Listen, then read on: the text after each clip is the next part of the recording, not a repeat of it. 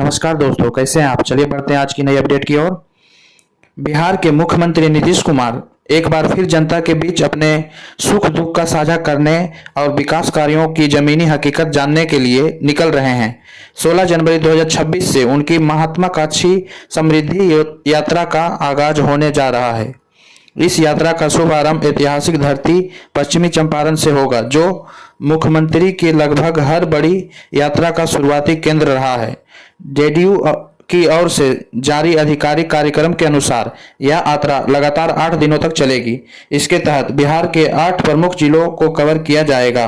यात्रा का मुख्य उद्देश्य राज्य सरकार की 7 निश्चय योजना प्रगति यात्रा के दौरान किए गए वादों और अन्य महत्वपूर्ण जिला स्तरीय परियोजनाओं के क्रियान्वयन की समीक्षा करना है।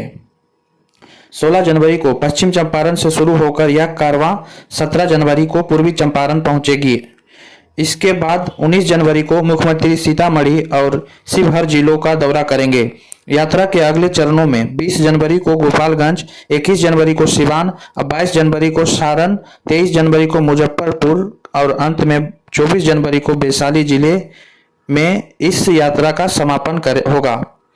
प्रत्येक जिले के लिए एक दिन का समय निर्धारित किया गया है ताकि मुख्यमंत्री गहनता से योजनाओं का निरीक्षण कर सके और अधिकारियों के साथ समीक्षा बैठक कर सके।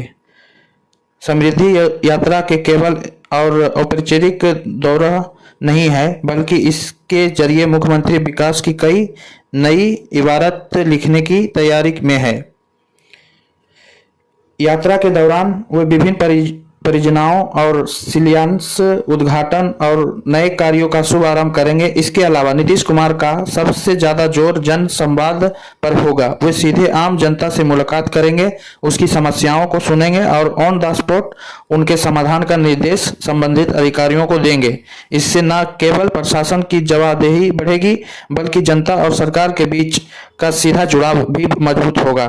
जेडीयू प्रदेश अध्यक्ष उमेश सिंह कुशवाहा ने बताया कि मुख्यमंत्री की यह 16वीं राज्यव्यापी यात्रा है, जो अपने आप में एक अनूठा कीर्तिमान है। साल 2005 में न्याय यात्रा से शुरू हुआ यह सफर अब समृद्धि यात्रा तक पहुंच गया है। उनकी कार्यशैली हमेशा से जनता के बीच जाकर उनकी अपेक्षाओं को समझने की रही है। पिछली प्रगति यात्रा के दौरान मुख्यमंत्री ने लगभग 50,000 करोड़ रुपए की परियोजनाओं की नींव रखी थी, जिनमें से कई परियोजनाओं पूरी हो चुकी है और बाकी अंतिम चरण में है।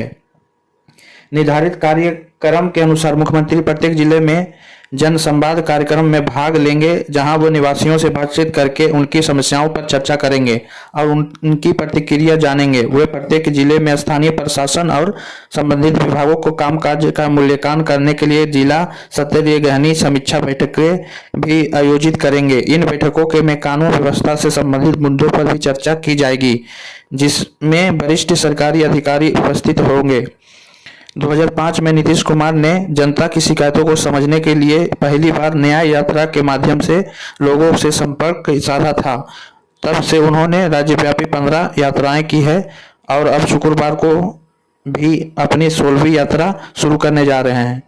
धन्यवाद। न्यूज अच्छी लगी तो चैनल को जरूर सब्सक्राइब करें।